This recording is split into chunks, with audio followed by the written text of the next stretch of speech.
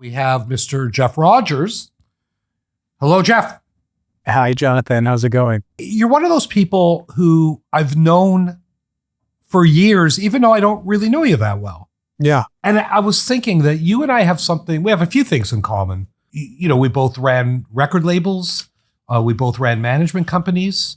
But the thing that really sticks out to me in a way, because I don't think everybody in this country can say this, you and I both managed Canadian artists who had massive worldwide hits. You with, I can never say that, I always say like I'm saying it wrong. Is there four of them?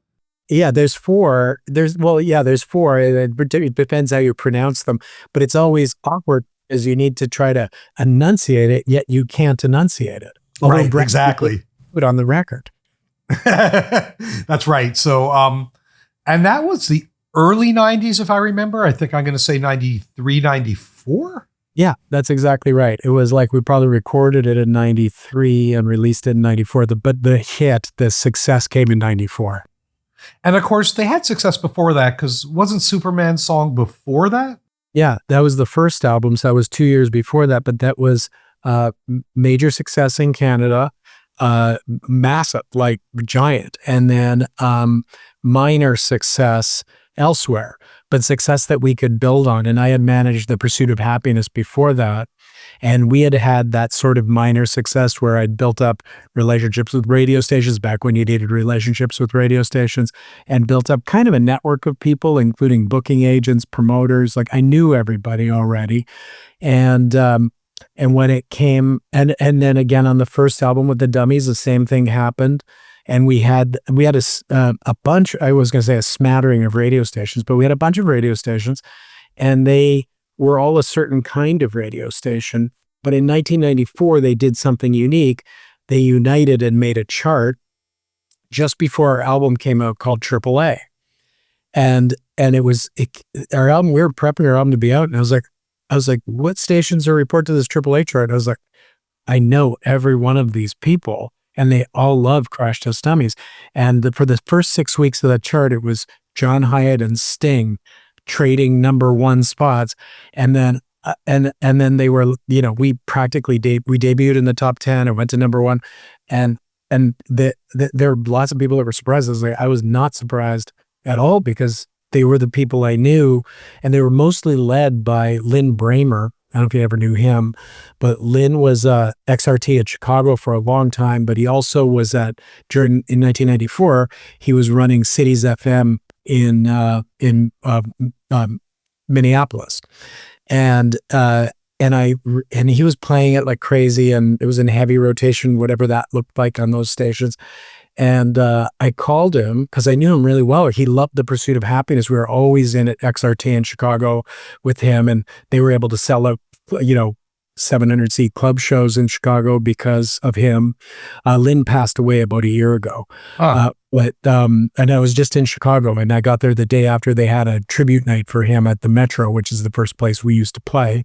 And but he was truly a wonderful human being who loved music. So that was, it was bittersweet, of course, but the Lynn was always there for all of the artists that I ever brought to Chicago or tried to do stuff with, but particularly worked well with him. And then I called him to say thank you. And he was like, thank you for making this record because it proves that our format works. And it was like this great level of understanding for me at that moment of him saying that it's a two-way street. I'm not just begging you for a favor.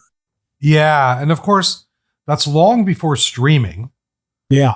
Years before streaming. Because so much of the success of Call Me Maybe, when I talk about it, it's got nothing to do with physical sales and everything to do with radio and with streaming numbers. Yeah. So just showing how much the world has changed, and that. And I say many years, but 1994, like in 2000, we're right fully in Napster. So that is the dawn of streaming essentially. And mp3.com,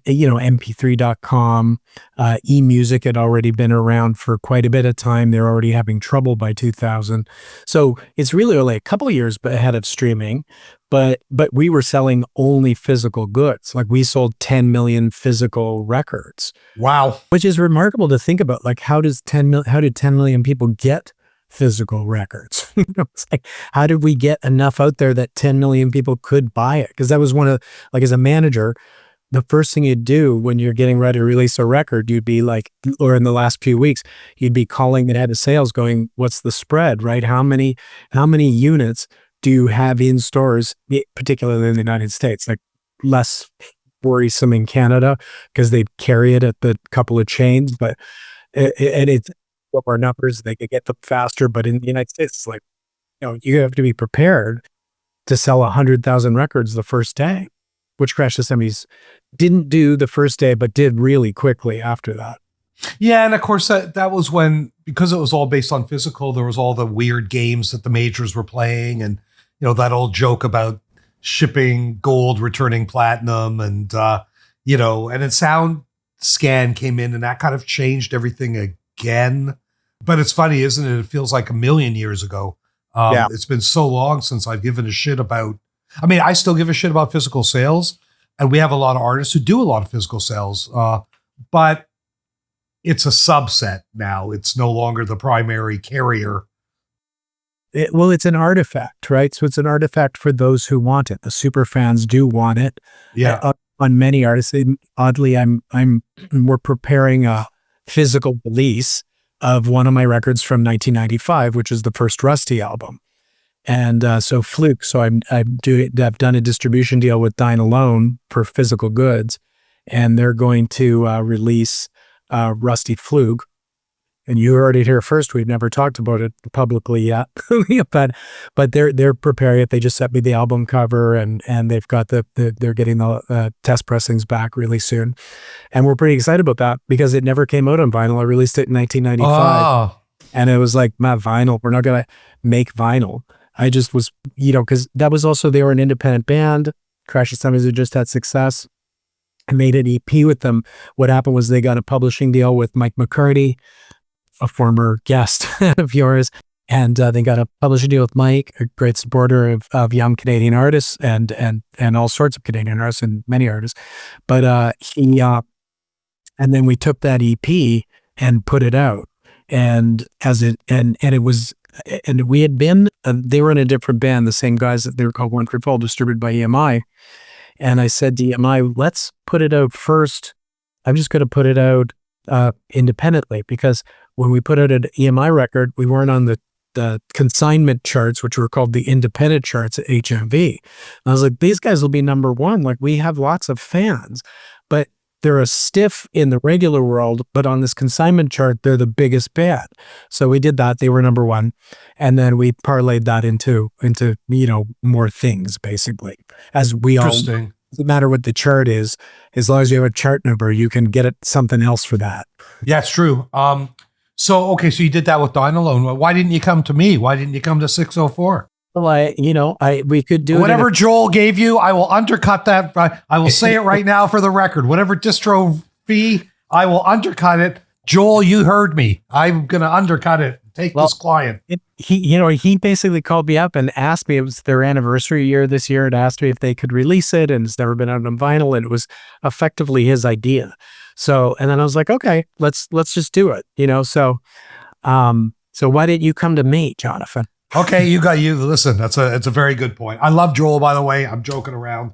I always say Joel and I are, it's funny. We had a showcase in Toronto a couple of years ago, and Joel came, and I said something to the crowd like, Joel and I are the, two most successful people in this room and the two most hated, okay, well, that's cool. I love that. I mean, I think that's pretty awesome, actually. So I didn't know you managed the Pursuit of Happiness. I remember Sherry Sinclair being involved. She worked for me. And okay. And not at the very beginning. What happened was her brother was in the band. Oh, I didn't know that. Johnny Sinclair, he's the original bass player, but he moved on, went to a different, him and another member of the band started another band and left, and then they were replaced on the second album. But the first album, Johnny was on it. And, not dissimilar to the Rusty story, Erica M. and Joni Daniels, who both were working at Much Music, said to me, do you want to manage our friend's band? And I said, no, which is usually what I say when somebody suggest an opportunity, and especially one like that. And I was like, no, probably not. And it was mostly because when I was a kid, when I was 18, I worked for a honeymoon suites management company. And so that's like 1980, whatever that was, 1981 or 80. So I got to know everybody at Much Music. I just started to get to know people. And one of the people at Warner Music, after I left that company and I was starting my own thing, called me up. Roger Desjardins, he's passed away, but Roger calls me up. He was head of artist development, and he said, "Hey, are you busy? Like, can I get you a job working on this movie?" Derek Schulman was part of the movie because it was part of Atlantic Records, and he called Roger and said, "Can you find somebody to help them with? They need a rock consultant." Essentially, that's what my job was rock consultant. And it was a movie starring Bob Dylan, Rupert Everett, and this woman named Fiona, who was signed to Atlantic. So it was directed by Richard Marquand, who directed Return of the Jedi, and produced by the people that produced The Killing Fields. So I'm like, okay. They called me up, and they said, okay. Well, they met with me, and they were like, all right, we want to hire you. You know, how much money do you want? And I said, $400 a week.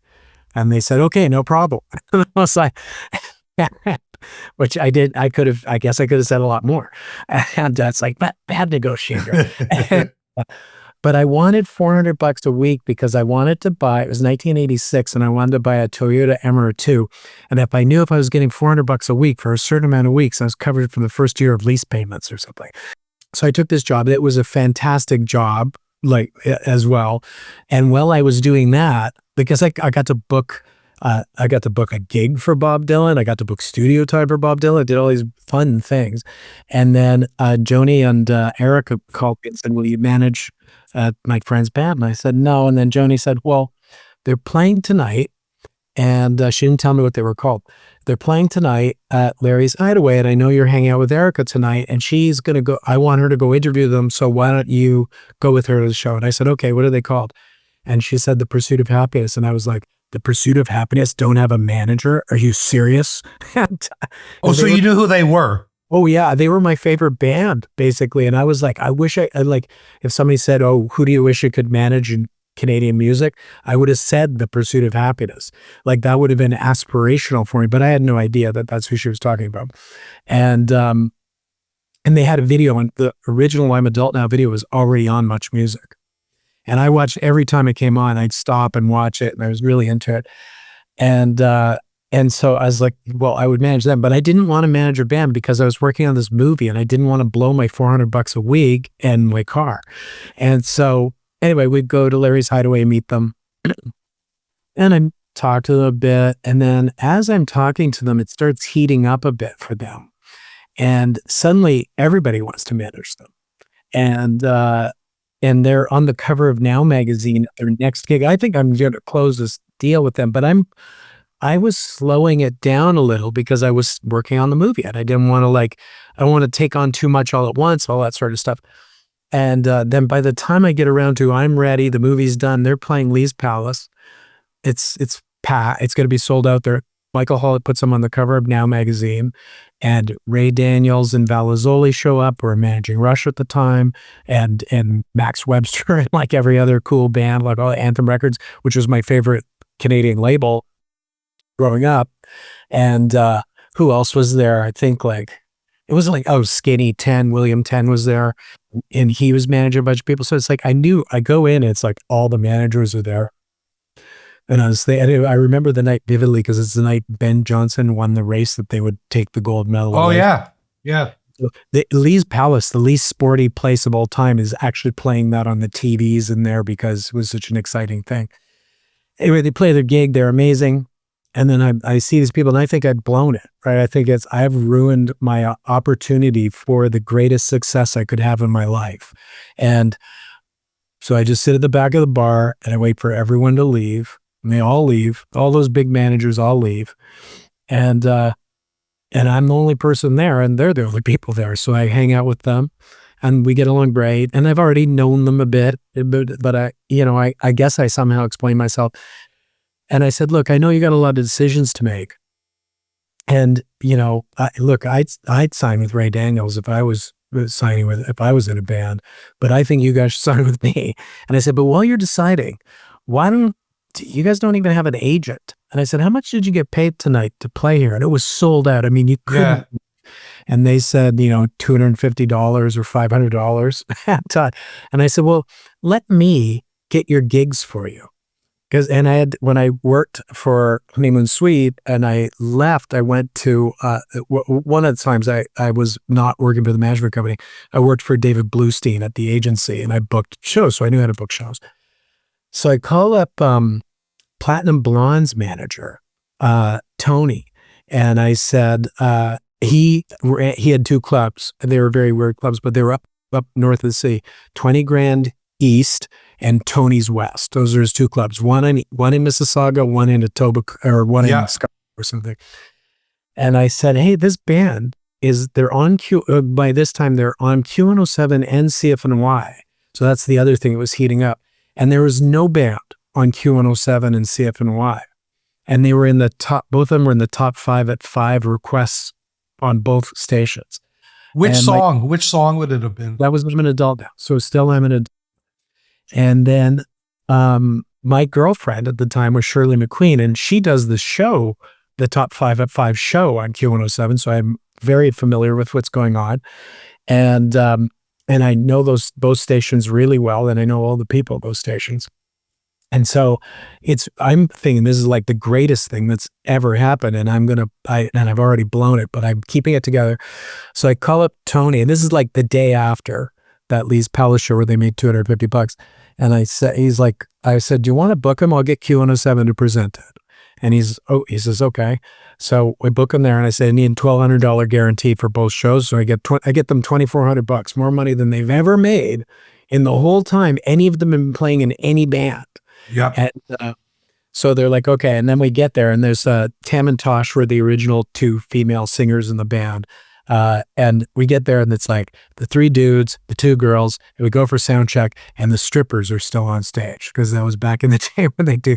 It's like, by York University, and they're like, they have strippers in the day, and they're like, the Tam and Tosh was sort of like, I'm like, oh no, this major demerit points now, right? I'm not gonna, but we got through it, and then that was like totally weird. But both shows sold out, and I was like, this is definitely happening. Like this is a litmus test of everything I know. And then I officially became their manager. And Keith came to Toronto. I didn't know Keith, and Eric introduces me to Keith, and he manages my other favorite band, 5440, and they had the green up that. And so Erica introduces me to Keith. We're doing the Casby Awards. This is a funny story, actually. We're doing the Casby Awards, and Carol Pope says to them, and they're nominated for Group of the Year or something. And Carol Pope says, whatever it says in the envelope, I'm going to say The Pursuit of Happiness. The band come and tell me that. And the Casby Awards then were like huge. They're at like the Metro Toronto Convention Center. Heinz Ketchup is sponsoring it. Dave Marsden is presiding over it. He's hired Paul Schaefer and Dave Thomas to be the hosts. I mean, he's ready for this to be the big thing, right? And it's competing with the Junos, and it really had a good cachet, right? So Keith is there, and we're becoming pals, and he says to me, and I'm thinking I love 5440 more than I love The Pursuit of Happiness even, right? And he said, well, look, we're playing the Commodore. Why don't you bring them out and play the Commodore? So I just still don't have an agent for them. I book them a tour across Canada so that they can play the Commodore, and all that happens. But back at the Casby Awards, Carol Pope and I think Lorraine Segato open the envelope, and they say The Pursuit of Happiness. They win the award. I'm totally happy. I get drunk, right? I'm like, I'm there with Shirley, and I'm like, lose the band, and they've gone off to a press conference, and I'm not even with them. And then I ran into Greg Quill, who wrote for the Toronto Star. He was the reviewer and music journalist for the Toronto Star, and he had a lot of power in those days, and I knew him quite well. And I'm happy, and he goes, oh, you don't know what happened? I said, no. And he goes, you better get to the press conference right now, because it wasn't Lorraine Segato. That's who actually won, was the Parachute Club actually won. Oh. And Carol did read the wrong name by accident. I think it was in the envelope that said The Pursuit of Happiness.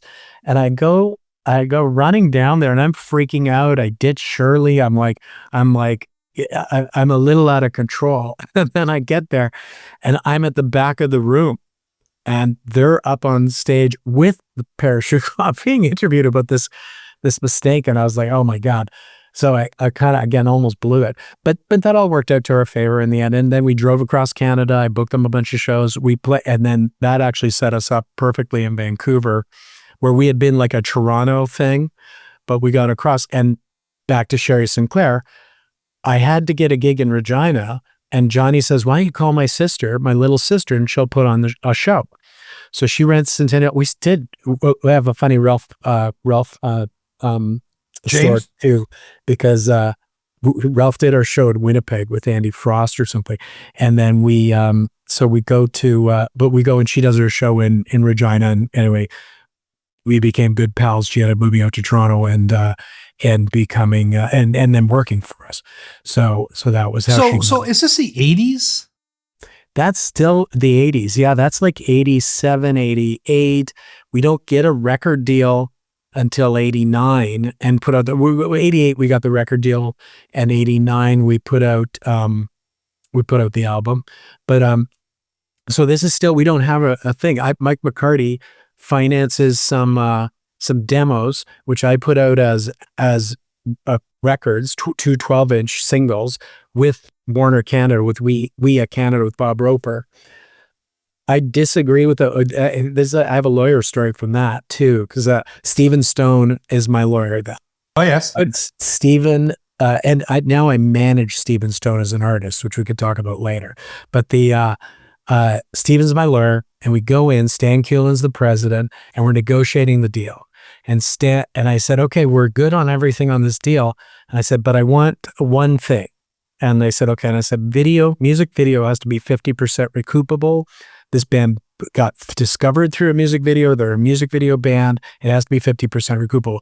And Stan's like, well, we can't do that. You know, and I'm like, and I'm 21, right?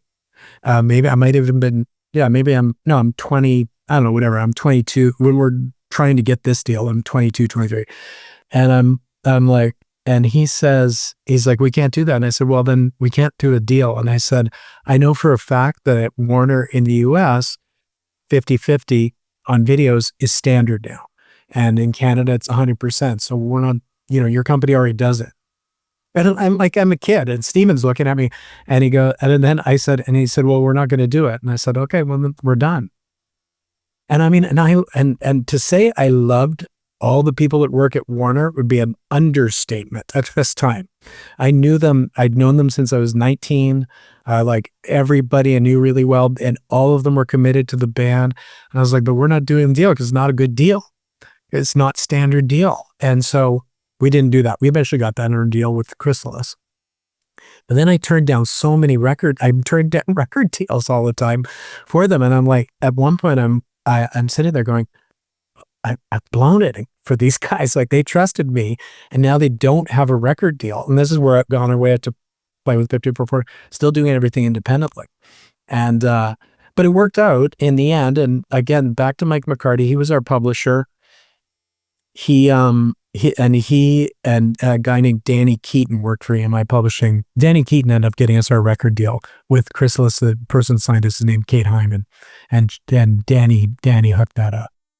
So Chrysalis, it's funny. Chrysalis is one of those names that, as a music fan in the 70s and 80s, I remember it. I remember how the logo looks. Was that Jethro Tull's label?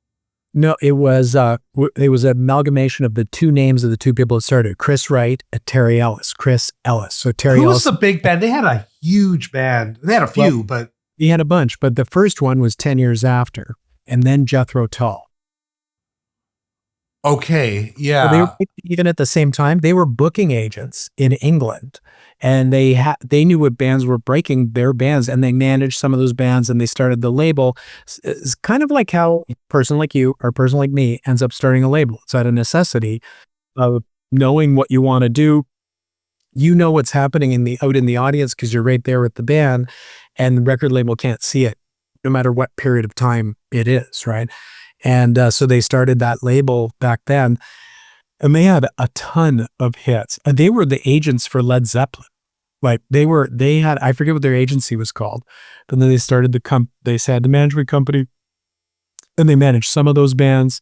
And then they started the record label, and they had hits right away with 10 Years After, a Jethro Tull.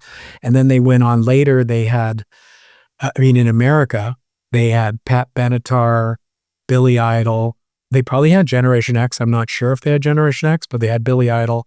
They had Sinead O'Connor, and they had Sinead through an Ensign Records deal, which brought them the Waterboys and Sinead O'Connor. So this is around when we meet them. They have all this happening, and we fit in, like to it. There was a hodgepodge. They had Huey Lewis and the News. That was another big hit that they had, but they had so many British hits, and then they came to America, did really well in America. Interesting. See, like in the late 80s, I was still in law school. I wasn't in the music industry at all. I wasn't planning to be in the music industry at all. I was just a fan of music. And I remember seeing The Pursuit of Happiness. There was a bunch of bands at that time in that city. Rio Statics, Gian Gameshi, Moxie Fruvis, Bare Naked Ladies, the Critchley brothers. What was their band? 13 Engines. 13 Engines.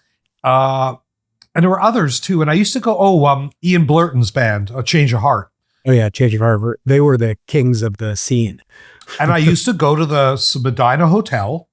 Oh yeah. Which was, but again, I wasn't in the business at all. That was just me as a music fan. I didn't even accidentally fall into the music business till 92 or 93. But it's interesting because I really like The Pursuit of Happiness. And I remember the song that really pulled me in was She's So Young. That's them, right?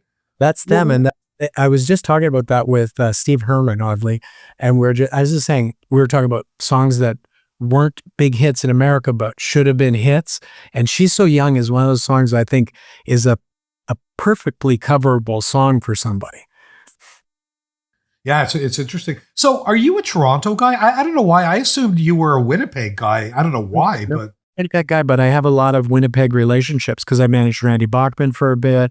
I managed Pursuit of Happiness, who were three of them were from Winnipeg. Mo's Edmonton, or he's from just outside of Edmonton, but they came together, I think, in Edmonton, but the Tam Tosh and Dave Gilby, the drummer, were all from Winnipeg. But I'm from Welland, Ontario, so the Niagara region, which is where Joel is from and where Dying Alone sort of started out of St. Catharines for him. But so I'm from that area. And then I was 16 years old. I got a loan from the Ontario Youth Secretariat to start a summer business, and my business was promoting concerts. And when I was 17, I was going to college, taking radio, TV, and film, and I dropped out when I was 18 to go work for the manager in Toronto. And then he eventually had Honeymoon Suite, and that gave us a bit of, like, they toured all over the world. We opening for Jethro Tull, opening for Heart, all these bands. And I'm 18 in the tour bus. Like, I went to see Almost Famous, the premiere of Almost Famous when it played TIFF years and years ago at Roy Thompson Hall. And my friend Dale Heslop took me. He's the guy who directed the video for Crash Test Dummies later. And he took me to the thing, and as we're sitting there watching it, he just leans over to me and goes, "This is your life." Well, it's interesting because, again, I fell into it later in life, and sounds like you knew what you wanted to do, like, from a pretty early age. Yeah, I guess so. I sort of, I could tell you how I found out I wanted to, I liked music. I took guitar lessons. I was really never going to be a guitar player, was what I discovered from guitar lessons, but I loved music.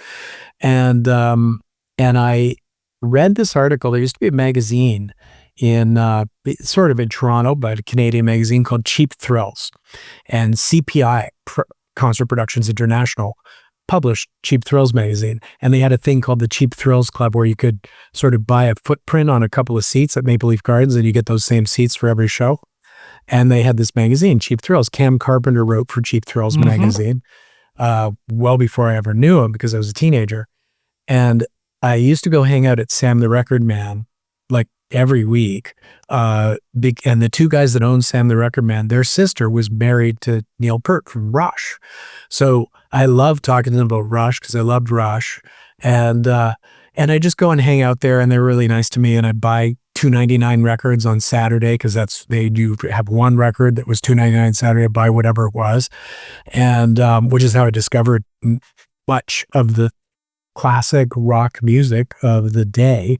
And but I remember talking to Steve Taylor, one of the two brothers that own the stores, Steve and Keith Taylor, and saying I had read an article in Michael Cole's own magazine about Michael Cole, and I was like, I'm going to be a concert promoter.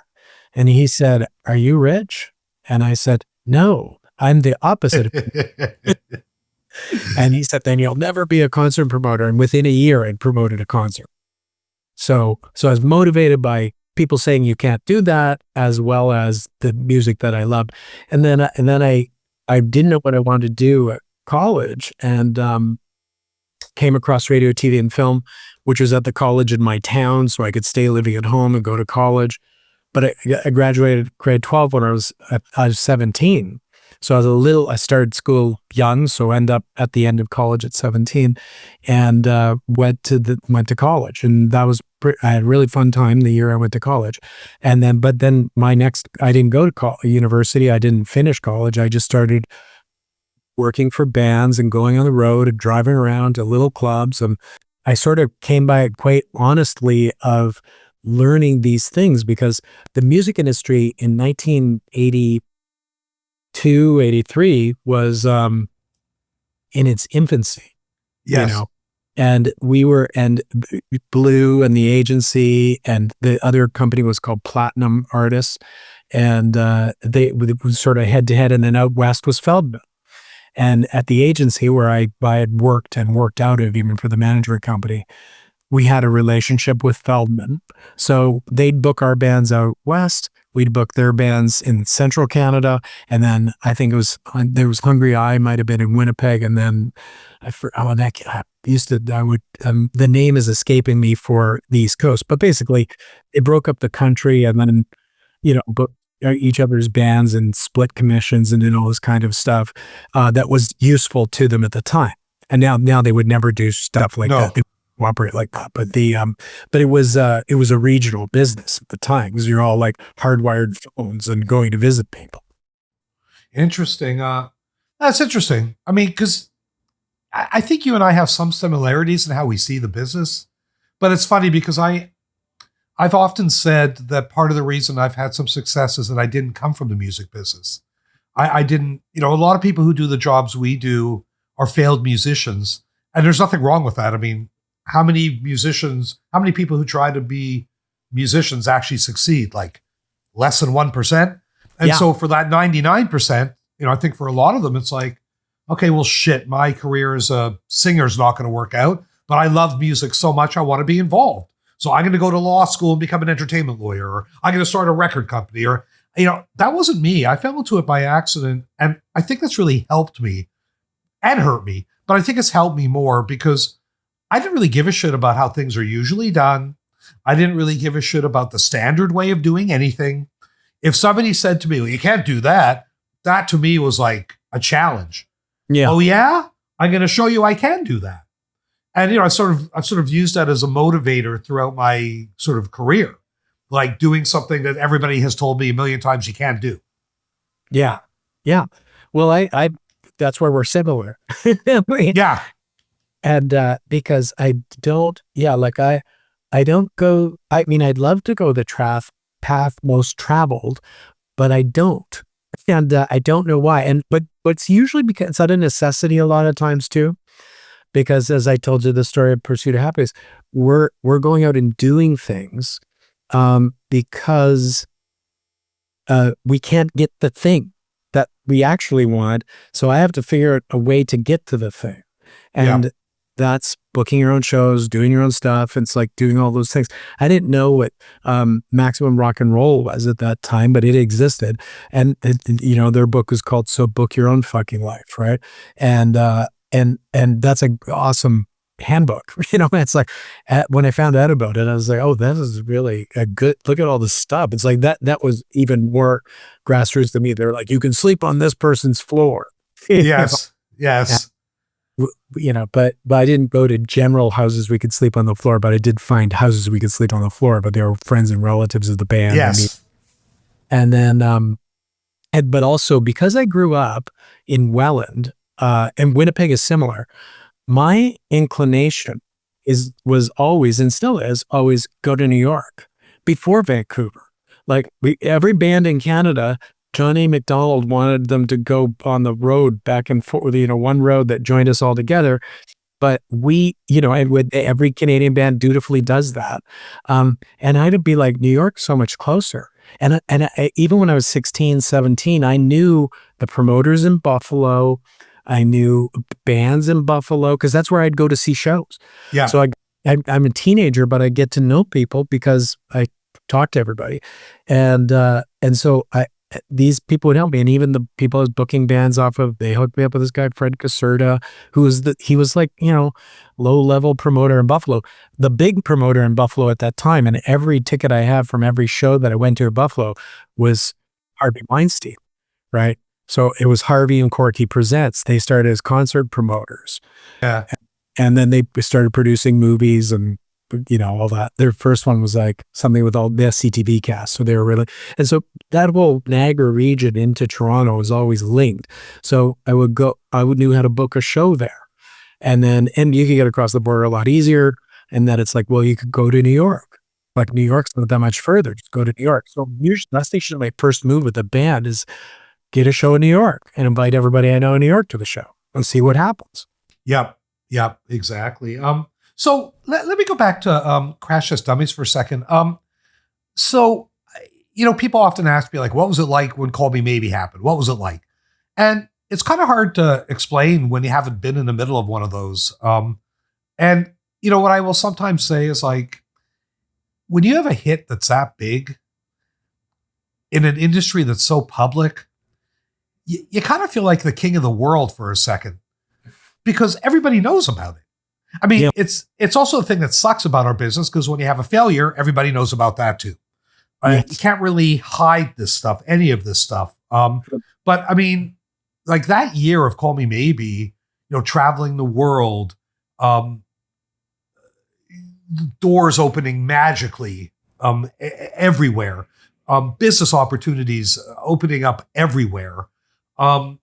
Was that kind of your experience? I mean, was it just sort of like, holy shit, I can go anywhere in the world and people are going to be nice to me in the business because, oh, you're the guy who's got the big hit. Yeah, that was my experience, but I'd already had like pretty good success with The Pursuit of Happiness too. So I'm already sort of walking through some of those doors in general, like when Crash Test Dummies came around. Okay, so here's a good example. Pursuit of Happiness had been successful in Australia and I got them there. It was, but like really, that's a hard, long story, but the record company didn't want to give us tour support. So I went to the distributor in Australia for the record company, not telling the record company, got them to give me the money. And so we went and had a great time, met everybody. And then when Crash Test Dummies came out, which they were like number one, like for multiple weeks in Australia. But when they came out, on the first album, I called the people I knew at the magazines there and Triple J and all that. And one of the reviews of Pursuit of Crash Test Dummies was, to give you an idea of how cool this band is, they're managed by the same guy that manages The Pursuit of Happiness. I was like, this is the best day. Nice.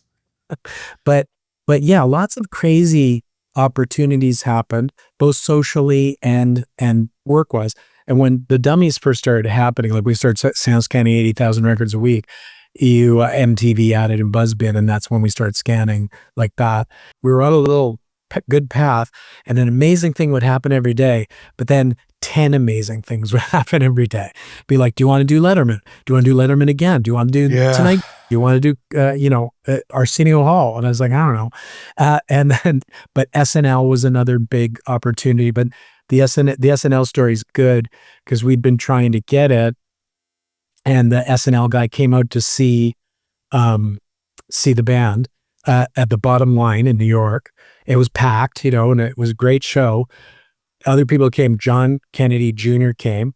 Carly Simon came. Wow. And so I meet Carly and she says, is it okay? And she has stage fright, right? She doesn't like going on stage. Yes. She Yes. said, is it okay if I sing Superman's song with Brad? And I was like, yes. And then I hadn't asked Brad yet because he might have been prickly about it. It's like, what do you mean? That's our big thing. You know, it's like, and we had enough of a success in New York with Superman's song to sell it out. And she did that. Alan Pepper, who owned the club, I'm videoing it, and he comes and takes my camera away from me. I didn't really know him very well. It's like, there's no videos in the club. And I was like, yeah, but this isn't going to happen again. But it was loud. And I was like, you know what? I'm just going to enjoy it because this is really amazing. And she was, just to say, Carly Simon was super nice. She was kind to everybody. It was a totally amazing experience. But she loved Superman's song. And that's when I knew for sure I was validated, like, oh, look at all these people that are coming out to see them. And this is even before it's big. And then the next album, zillions of things like that happened, as you know. And everybody wants to know the band and come and hang out. And that was always great. But I would get like good social opportunities. I have a funny one, like this is in 1994, I'm on the road with the band. My phone rings and it's the A&R guy from Arista, who's my buddy now. And he goes, hey, what are you doing tomorrow? And I was like, well, we're playing North Carolina, so I guess I could leave the tour. And he goes, can you come to Florida? And I said, okay, what for? And he goes, we're to go to a party at Donald Trump's house.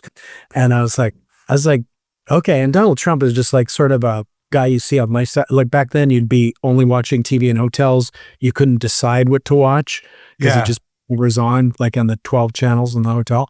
And Lifestyles of the Rich and Famous was one of the better shows you could watch. And I'd just seen his Mar-a-Lago Lifestyles Rich and Famous. So like the next day I go there, you know, buy clothes to wear to the party and go to this Donald Trump greeted me at the door shaking my hand. And it was a pretty funny little story, pretty funny hangout. And there's like 25 people at the party.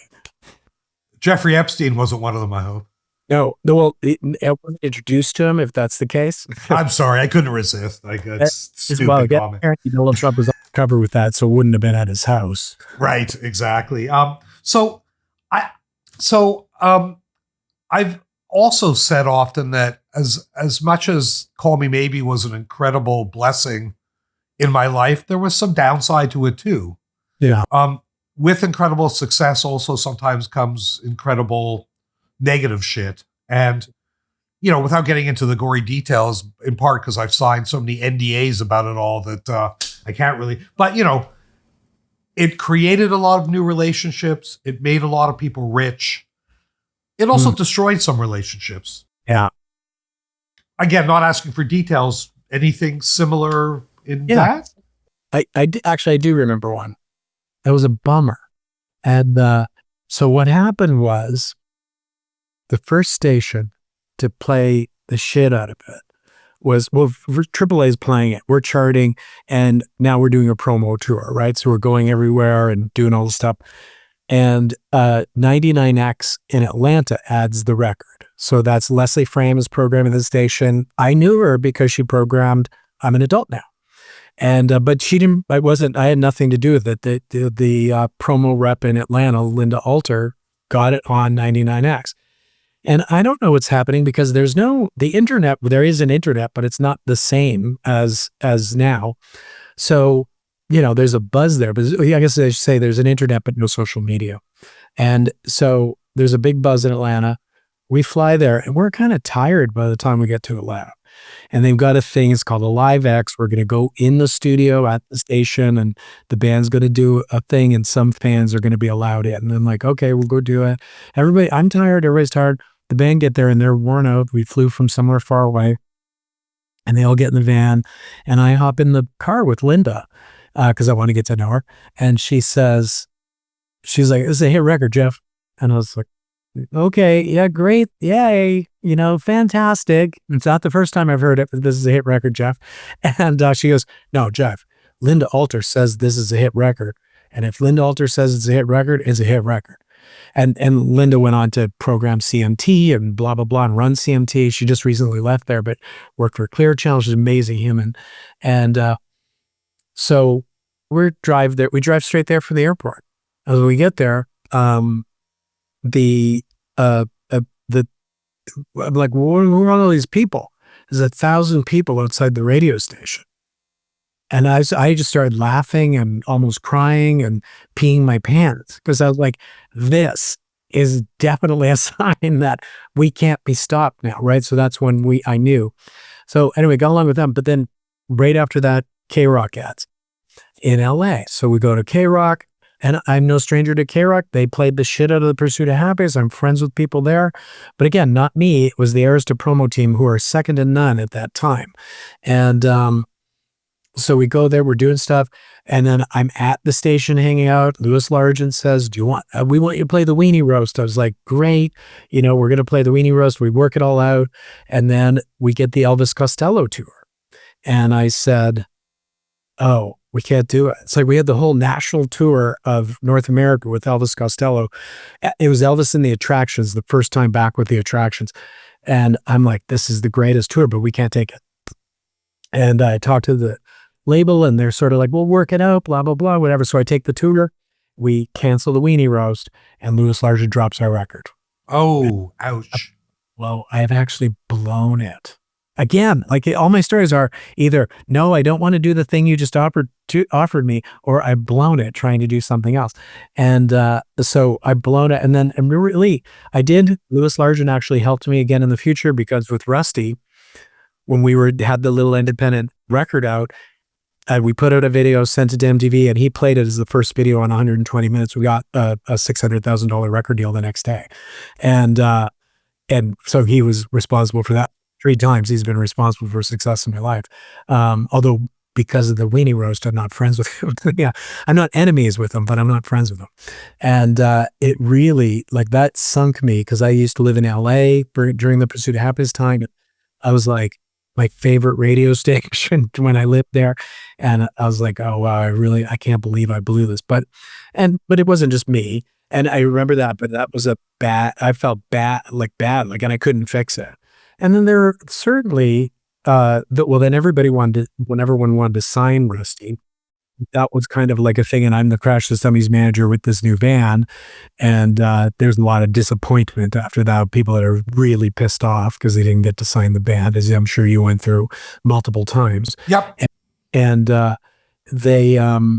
but yeah, and then mostly we tried to keep, I try to keep it, I get really hurt. Actually, like, I'm very sensitive, and I get really hurt when that stuff does happen, but inevitably that stuff does happen. And there are people that aren't my friends anymore through that kind of stuff. Yeah. But that's disappointing for me, but that's the way it goes. And even we had a hard time when we did after the big record. Keith, who my best friend, arguably at the time, and my other best friend then was Graham Henderson, still a close friend, but Graham is who brought me Crash Test Dummies in the first place. So the 3 of us were like great pals, hanging out all the time. And then Keith gets the job at BMG. I have a kind of a hard time with BMG at the same time, because we're following up a big success. We kind of know what to do, and I don't really want them to tell the band what to do. And Keith's been given the job to tell us what to do. And so we had we're great pals again now, but there was a bit of a time where we weren't like my best friend, the guy that I love, and still love.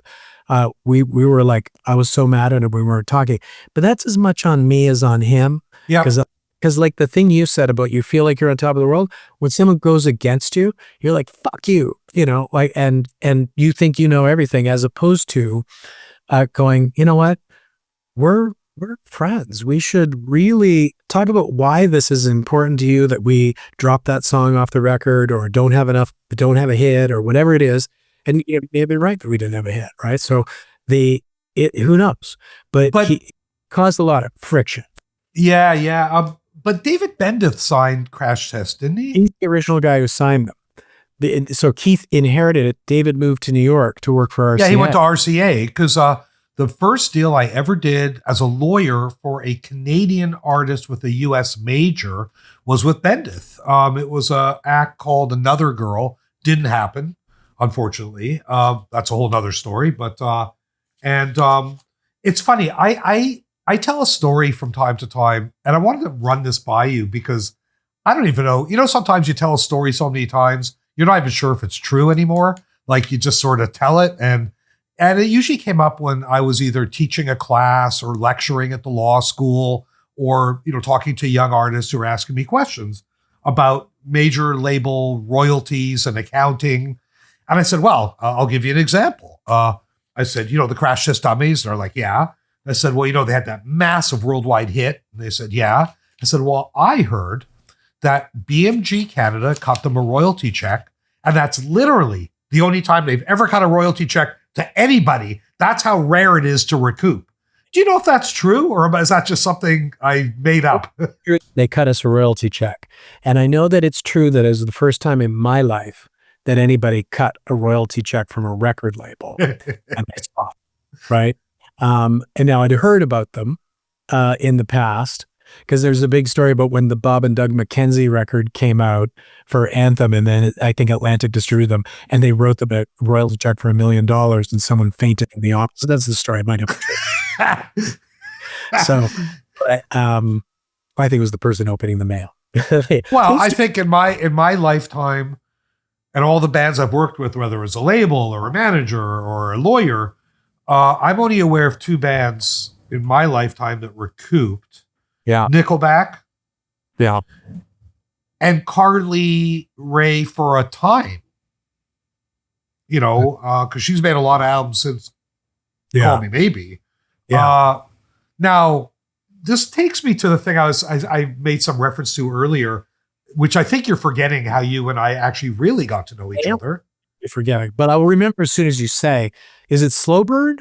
Yes, that's exactly what it is. And I don't think I've ever told you this, but that experience of doing that deal with Handsome Boy for Slow Burn had a huge, huge impact on a certain aspect of 604.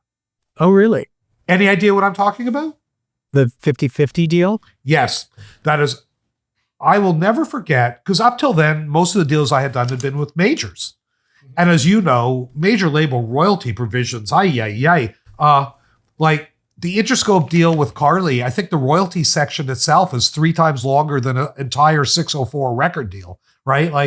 14% of 16% of 85% of 12%, except on Tuesdays when it's, whatever the fuck. It was boggled the mind, and not just boggled the mind, but when you really got to understand what it meant was the label's going to be making money before the artist is making money. And I remember seeing that Handsome Boy deal, and I think that was the first time I'd ever seen a 50-50 net receipts kind of deal. Yeah. It was profound to me, and something that stuck with me to the point where that has been the 604 model from day one as a direct result. So thank you, as a direct result of how you did business. And to me, it makes so much sense for a bunch of reasons. Number one, it's understandable. Yes. You can explain it to a fucking band without having to get a calculator out because it's so easy. That's number one. Number two, conceptually, I like what it means, because what it means is either we're both going to make money or neither of us are going to make money. We're partners in the true sense of the word, not in the bullshit sense of the word that majors do, where they're making money and you're never going to make a dime. I love being able to look a band in the eye and say, hey, I'm not making a dime unless you're making a dime. It's either we're both making money or neither of us are making money. And I'm kind of proud of the fact that at any particular time when we have a accounting period, we probably have between 10 and 15 bands recouped. Yeah. Which is not typical in this industry. Possible. It does make it possible for the bands to recoup. I'll tell you a problem I had with that that I had with the deal. I had one really, really successful record. So the Rusty records did pretty well. Many of the other records didn't. Slow Burn were the first artist I signed that wasn't from Toronto, that I didn't find while I was out drinking and seeing bands play kind of thing at Elvis Monday at the Alma Combo or whatever. It was sort of like I was kind of stuff like from rap, but they were the first band. I loved them. And they, they launched some careers. They launched Ulf, the music video director. They launched his career. He's a very successful music video director. And they were also great guys. I thought they were great guys. But I signed this guy, John Oswald, who's still one of my close friends. I go walking with him all the time. He was my most successful artist. And he's your kind of guy, actually, because the first record he put out was called, the first record of note, he put a record called Dab, which was bad backwards, like the Michael Jackson album Bad. And the album cover was Michael Jackson, bad album cover, except it said Dab instead of Bad, but it's Michael's face, motorcycle jacket, and a naked woman's body underneath it. Oh, God. And he makes his music only using sampled music and recreating into new pieces. He puts it out. He gets sued like by the RIAA, like big time. And he kind of fights them. And I don't know him at the time, but his argument was all of the music on this album is by artists that I don't listen to, that I'm not a fan of. But when I walk around in the world and go to a store, go here, go there, I'm bombarded by this music.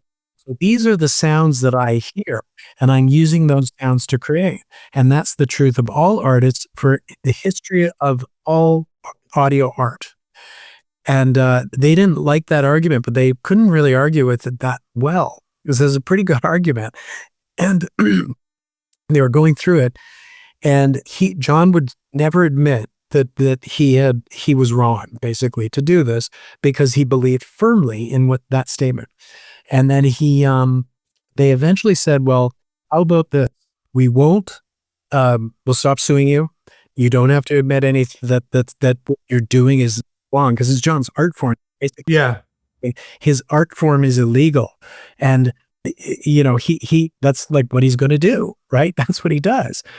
And so that, which is an interesting idea. So anyway, they drop it, but they say you have to destroy all these records, and you can't re-release it or whatever it was. So he destroyed the records. That was it. And then Bob Krasnow heard about this, and he called him up and said, hey, it's the Ruby year for Elektra. Can we hire you to, John calls it plunder phonics. And he said, can you plunder our catalog? And he took Faster Pussycat doing You're So Vain, combined it with Carly Simon doing it. He took Metallica and made a crazy track of Metallica. He did all these amazing things, right?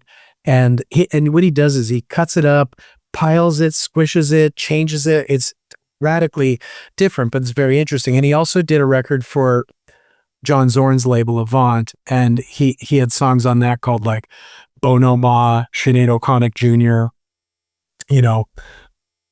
Bachman Turner Chili Peppers, something like all these crazy things. And so they did that, and then Metallica heard it. They weren't asked for permission. Oh, he took Metallica and MC5 and made one track. It was awesome. And Metallica heard it. They were mad at Elektra at the time. So like, you didn't ask for permission, blah, blah, blah. We're blocking this. I think Cliff actually called John to say, we actually love this track. We think it's super cool, but we hate our label right now, and we are not going to, we're negotiating. We're not, it's not about you. So then, I don't know, I still don't know John. And I went into the Spadina Hotel to the band one night, see this kid playing acoustic guitar and singing, and he's amazing. His name's Ron Sexsmith. And so I signed him. I managed him for a little while. But that's just before I moved to LA, and he was too hard to manage, like it was too hard to do at that time. But Ron is being produced by Bob Wiseman. Bob Wiseman loves that I'm managing Ron, and he says, oh, I have some other stuff I'd love to play for you. Plays me some other bands. Then he tells me about John Oswald, and he tells me that the Grateful Dead have invited him to the Vault, and he's looking for a record label to put it out. And he's going to plunder it. Plays me all the other stuff. And I was like, okay, I want to meet this guy. And Crash Test Dummies are on Arista. I'm on I can call Clive Davis or Roy Lott, who's the president, anytime, and they just pick up. So all is good.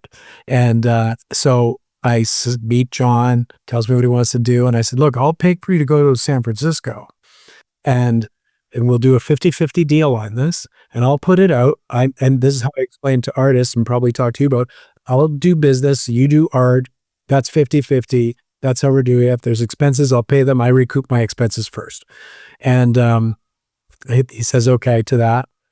I said, but I want to call Arista first because that's the right thing to do. But I already signed it.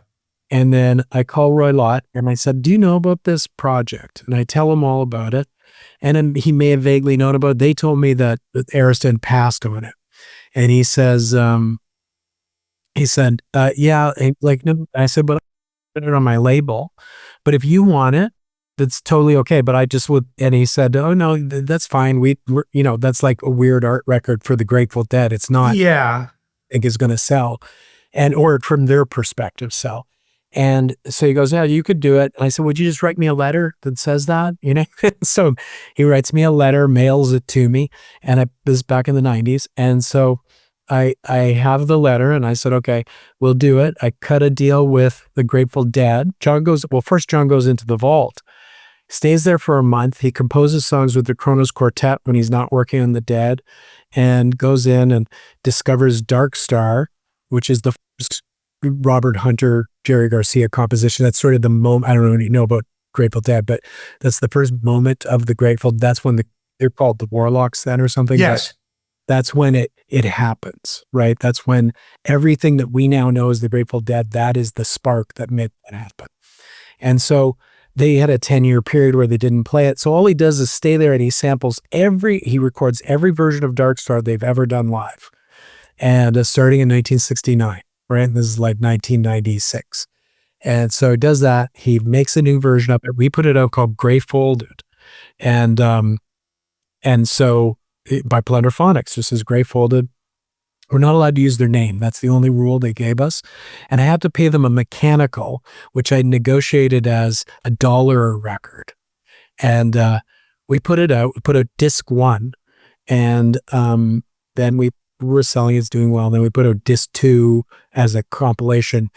We put out disc 2, Jerry Dies. So that's a big thing.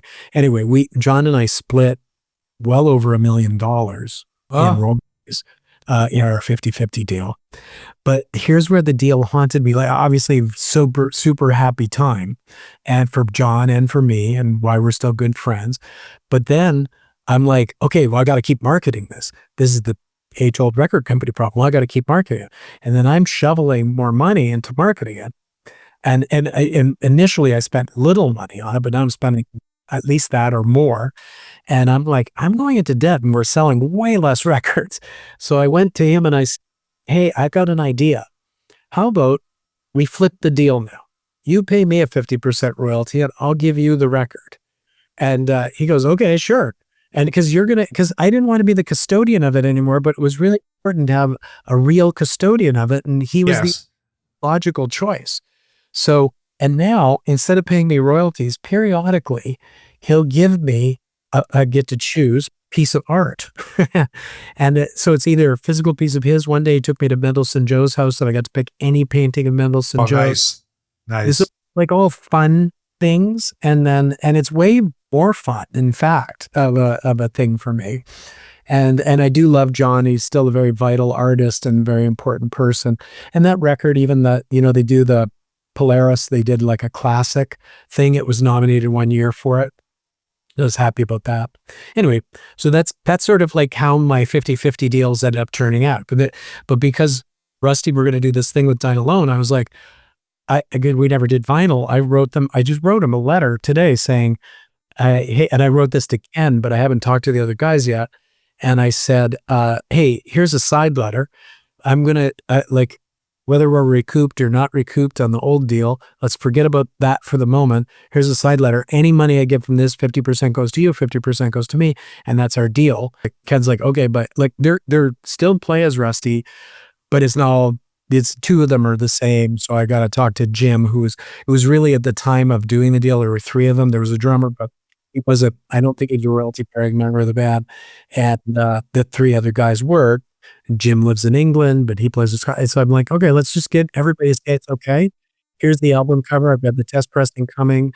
And then once you guys say, okay, I'll sign my deal with Dine Alone for distribution. And I'm very excited that Dine Alone wanted to put out this record too. Oh, for I sure. felt honored that they loved a record that I put out when they were still kids listening to records, and that makes me feel really, really good. And I think it's a perfect home for it. Yeah, and I don't know if you noticed it, but I mean, we started another imprint, Decades, where I've been putting out bands from the 80s and 90s and early 2000s from Vancouver. Oh, cool. Mostly bands who I used to rep as a lawyer, but never got them a deal. So like the first one was Movie Land, which went really, really, it actually charted.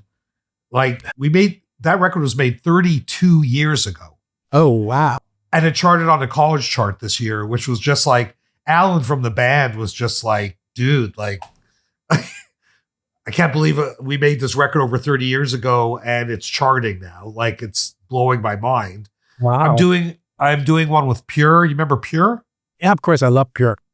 So I'm putting out unreleased stuff from them as part of the Decades project, a band from Victoria called 64 Funny Cars. And there's a bunch more. I'm finding that as I get older, that's becoming more important to me. And not for any weird sense of legacy, more out of a sense of preserving that period of time and documenting that period of time and archiving it. Because I've always found Toronto is a lot more self-referential. Oh man, the music scene in the Queen Street music scene in the 80s, man. Nobody talks like that in Vancouver. I'm not sure why they don't, but it was really important to me to go, shit, there was a lot of great bands at that period of time. Yeah. And listen, I don't care if I make money on it. It's important to me that it be documented. And it's been really well received, which has been really makes me very happy. And now we're an old enough label that we have lots of 20th anniversary. In fact, we just put out the 20th anniversary of The Organ. Do you remember The Organ? Yeah, I love The Organ. That was like when you find them. I loved them. I absolutely loved them. They were great. And they're up for the Polaris Heritage Award this year. Oh, cool. And that record sold out in about 3 seconds. We did a vinyl re-release, and it sold out. We didn't even add anything new to it, and it just, boom, sold out. And then we upscaled all the videos. So if there's a section on the 604 YouTube channel now called 604 Restored, where we're taking these old videos and upscaling them with AI technology. And, I don't know, maybe again, I think it's a function of hitting a certain age where I have a lot of young staff and they're great and I'm letting them sign the new bands. I don't feel like I have anything to prove anymore. And I just, I'm more interested in preserving that period of time. I don't know, man. I mean, I don't know how old you are. I sense we're around the same age. And I mean, are you feeling like you still love doing this? You still love working in the business? I do. And I still, manage people. So I manage a band from Chile that Garth Richardson produced and he introduced me to called Consequence of Energy. They're like a hard rock. Wow. Rock band. And, but they're on a Chilean label. And we're doing stuff. I'm actually flying to Colombia in a week to meet up with them to shoot a music video. And then going back to Chile afterwards. They just got booked on Lollapalooza in Chile. And then I'm trying, as you know, it's extremely hard nobody knows the name of this band at all in North America or in Europe. And I have to introduce them, find an angle in, and get there. And they're not here. They're in South America, but they'll be here. They'll come, but I got to get something going on to make it worthwhile. And, but they're awesome. And Garth made a great record with them. And they're part of, their label's part of a festival down there called Surf Festival that happens in this small town they're from. The surf is amazing, called Pichilemu.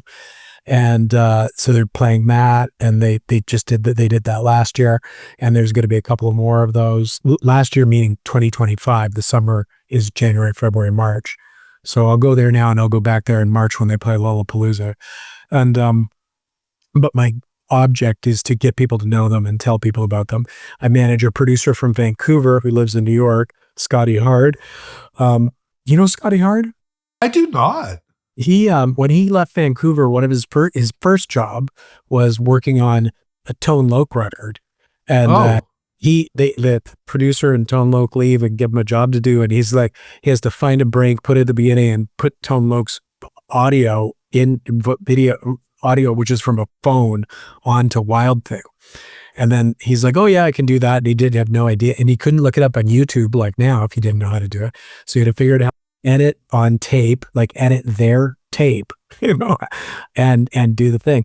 And so which he did. And then he engineered Wu-Tang Forever. He's like just recently mixed the 5 De La Soul records a couple of years ago that they put those all out again. They hadn't been out. Label hated Tommy Boy. He remixed all 5 of them with Prince Paul, and worked with Prince Paul, worked with Handsome Boy Modeling School, worked with the Lavage, does Medeski Martin Wood. He produced their biggest album, Uninvisible. So I work with him. He's quite an easy guy to work with. He just did Bernard Reed's new record, and there's 2 tracks out from that. But he's Scotty's amazing, and he's one of my best friends. But I met him through Keith Porteous. Like we were Keith and I were in New York together, and we went to meet Scott at a bar, you know, and he's a wonderful guy and an absolutely amazingly talented producer. And I think I mentioned I managed Stephen Stone, the lawyer, because Stephen was my lawyer. You probably didn't know that, but like, this is crazy. This is a crazy story. So Chad Kruger and me and a guy named Kyle Davison, who's a video director, you might know. He did a lot of Headley videos, Marianas Trench videos, really talented guy. Kyle came up with this idea for a TV show, and we pitched it to CTV, and they bought it. It was going to be the replacement show for Canadian Idol. Like, it was going to be a big deal. And we hired Stephen as our lawyer, because I'm not a TV film guy. It's just not my expertise. I wasn't going to fuck around with that. So I got to know Stephen quite well through that. What a strange leprechaun of a man. I love him. But he's like this magically delicious. You know, he should be doing that commercial for Lucky Charms. Like he's, and he took me on a tour of the, what's the famous TV show? I'm having a brain fart. Oh, Grassy. They had that set, Riverdale set. Took me up there, took me on a tour of that. And then unfortunately, Yvonne Thicon got ousted. And just like the music business, when your champion gets toasted, so does your idea. Yes, it's true. Is the idea still good? You know, they ended up actually getting it produced in Russia, and we actually ended up making a little bit of money from like a Russian version, but no, it didn't. And it's one of those ideas that made sense at the time, wouldn't make sense now. TV doesn't spend money like that. It's like the music business. Like the economics have changed so much, it wouldn't make sense now. I'm very impressed that when you got turned down in Canada, you went to Russia and got a TV show, man. That is chutzpah. It is chutzpah. But what's Stephen doing as an artist? So, well, in the 70s, Stephen was in a duo with Christopher Ward, who I also manage. Wow.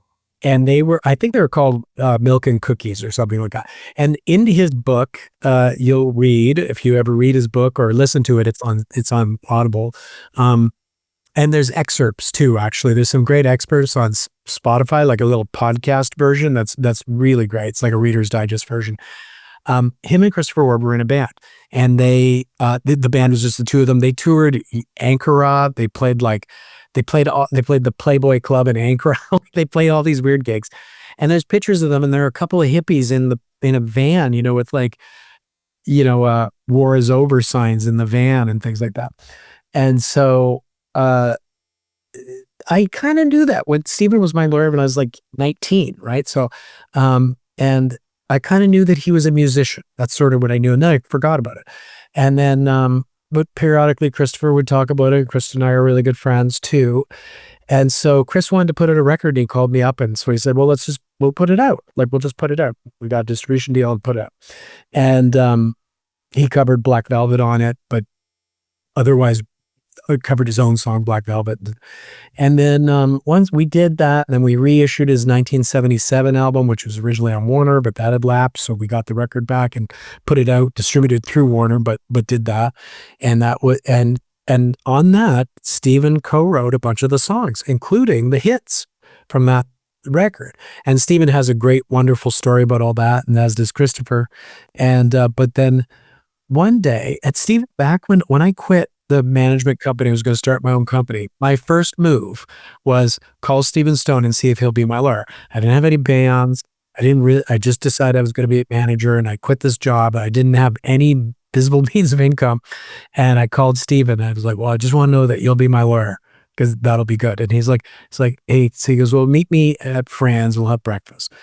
Meet there. And he goes, okay, Jeff, I am your lawyer. So you don't, I'm trying to sell him on why I'm going to be a good manager.